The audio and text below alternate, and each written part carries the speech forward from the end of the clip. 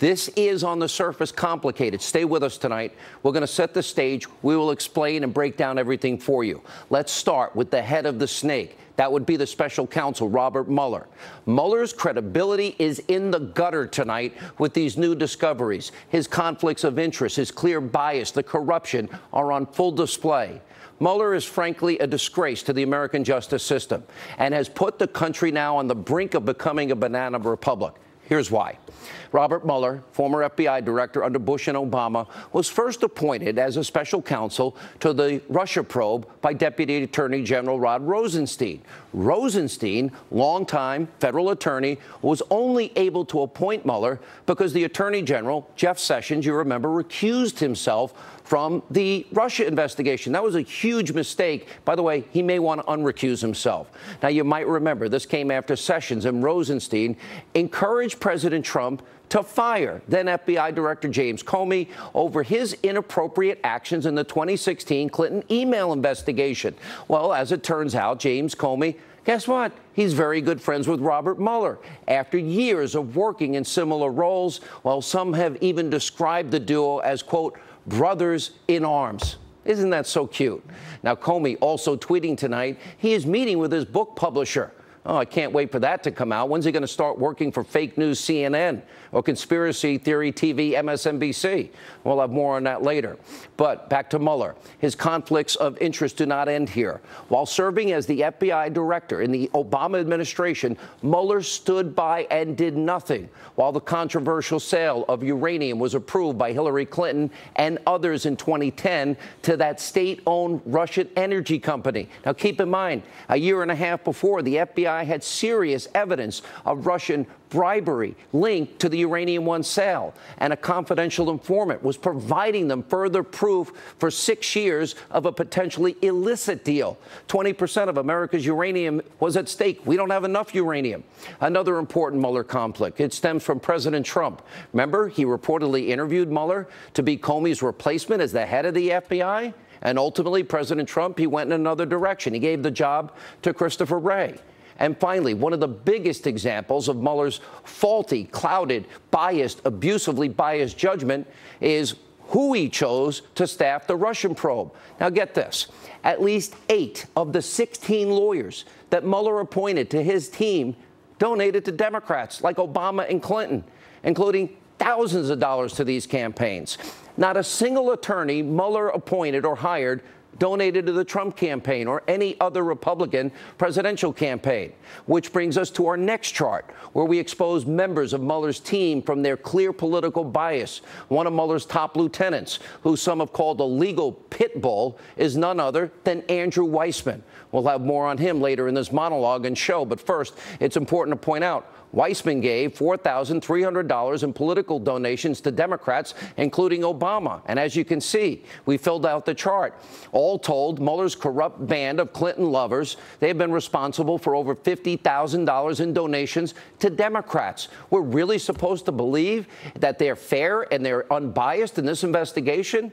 Next up, former top FBI counterintelligence official Peter Strzok. As we're about to show you, as we told you about last night, his tentacles touch just about everything. Now, there's more stunning new information about Strzok tonight. We'll get to that in a second. But first, let's lay the foundation. According to a report, this was yesterday, Strzok is a member of Mueller's special counsel team that signed the document that officially started the entire Russian investigation witch hunt. We learned yesterday this Trump-hating, Clinton-loving agent oversaw the FBI interviews of our former national security advisor, Lieutenant General Michael Flynn, where he supposedly lied. Sarah Carter, who'll join us in a little bit, is reporting that Strzok personally interrogated Flynn himself. And Fox News also learned that it was Strzok that was fired by Mueller over the summer for sending the anti-Trump, pro-Clinton text messages to his FBI lawyer girlfriend. Well, we just discovered tonight that Strzok's girlfriend, Lisa Page, also was on Mueller's team before leaving. We didn't know that yesterday.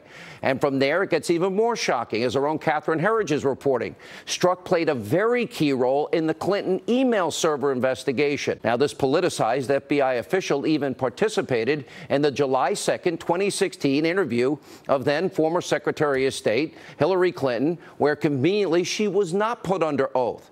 Now, this part is brand new tonight. Strzok was also present at FBI interviews of Clinton's top aides, Huma Abedin, Cheryl Mills, where they claimed they only knew about the server after Clinton left the State Department and it became public.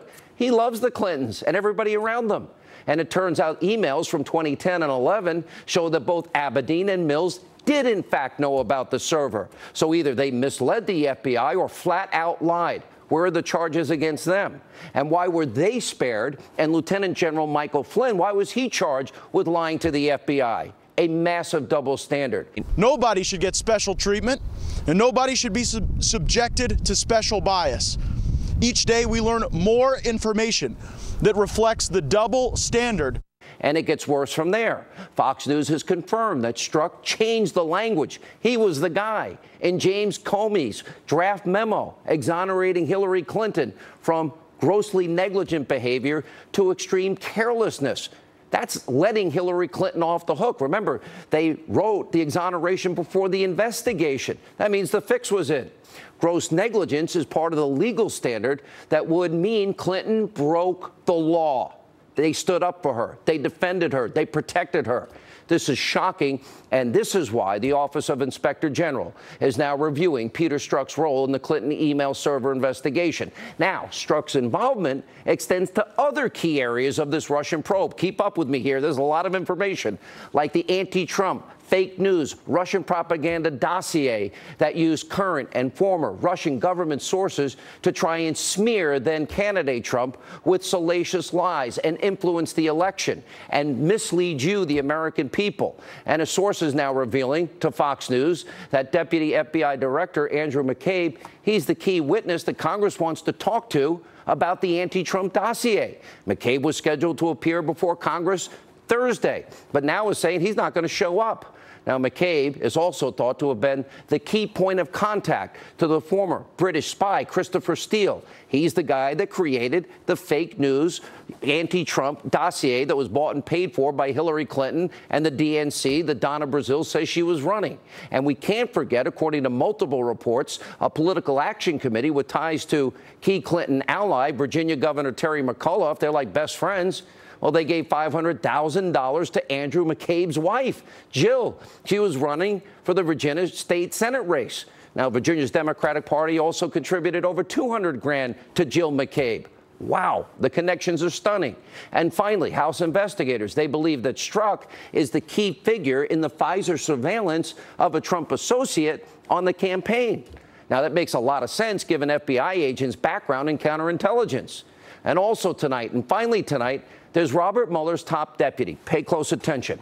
This particular minion is known as Muller's legal pit bull. We're talking about the hard-charging prosecutor, Andrew Weissman. He has a long history of using highly questionable, unethical tactics to get convictions. There's new information tonight, and it highlights Weissman's rampant anti-Trump bias. We'll get to that in a second. Before we do, you've got to understand who is Andrew Weissman. Now, Fox News legal analyst Greg Jarrett has dug deep into Weissman's background. Here's what he has found.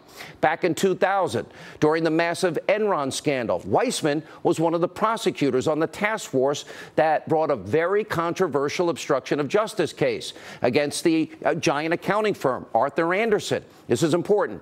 Weissman's actions put that company out of business.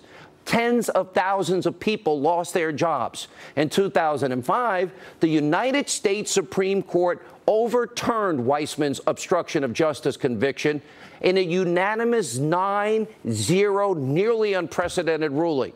But it was too late. He had already inflicted maximum damage to so many people. Arthur Andersen was not the only victim of Weissman's aggressive tactics. The conviction of a business transaction between Enron and the financial firm Merrill Lynch, well, that sent people to jail. But guess what? They were innocent. That decision was reversed by the Fifth Circuit, U.S. Circuit Court of Appeals. Weissman has also been accused of intimidating witnesses, making up crimes that don't exist, and in one case, withholding evidence that was exculpatory, that helped the defendant. And Weissman is also tied to that corrupt Uranium One deal and the Obama administration cover-up. Why did Mueller ever appoint this guy? He knew his track record. And back then, Weissman was in charge of the DOJ's fraud section during the Russian bribery scheme. And as Greg Jarrett points out, Weissman actually signed the bottom of the plea agreement from the Russian businessman involved in that case. Now, here's the new explosive information we have tonight. In an email released after a FOIA request by Judicial Watch, Weissman, the guy I'm telling you about, he told the former acting Attorney General, Sally Yates, an Obama appointee, he was proud of her. What was he so proud of? Yates denied a direct order from the president. Her boss refused to defend the legal, constitutional travel ban back in January. Weissman's email reads, quote, "I am so proud. I am in awe. Thank you so much. All my deepest respects." Pretty unbelievable. Shows where his political bias is. Robert Muller's political witch hunt comes at a massive cost to all of us, the American taxpayers. Now, from May to the end of September alone, Mueller has spent nearly $7 million of your dollars on his crooked investigation that has now turned into this political fishing expedition. Remember, this all started as a probe into possible Trump-Russia collusion. There's been zero evidence. So far, none, zero. It's been almost a year that this ever happened. And the media, Russia, Russia, Russia. So now Mueller and his political lackeys, they're trying to dig up any kind of potential wrongdoing to justify their existence. This is a massive waste of money, and you, the American people, are paying for all of this, which is an attempted political takedown of your duly elected president. What's astonishing is that one man with a political agenda exonerated Hillary Clinton and then simultaneously launched the investigation really because it was really against President Trump. And Comey. That to me is obstruction, isn't it? Well, of course, it could be. If Comey and Strzok ignored incriminating evidence and instead decided to clear Hillary Clinton for political purposes, that is obstruction of justice. And there ought to be a case brought against them if that happened. It's a national disgrace. It is.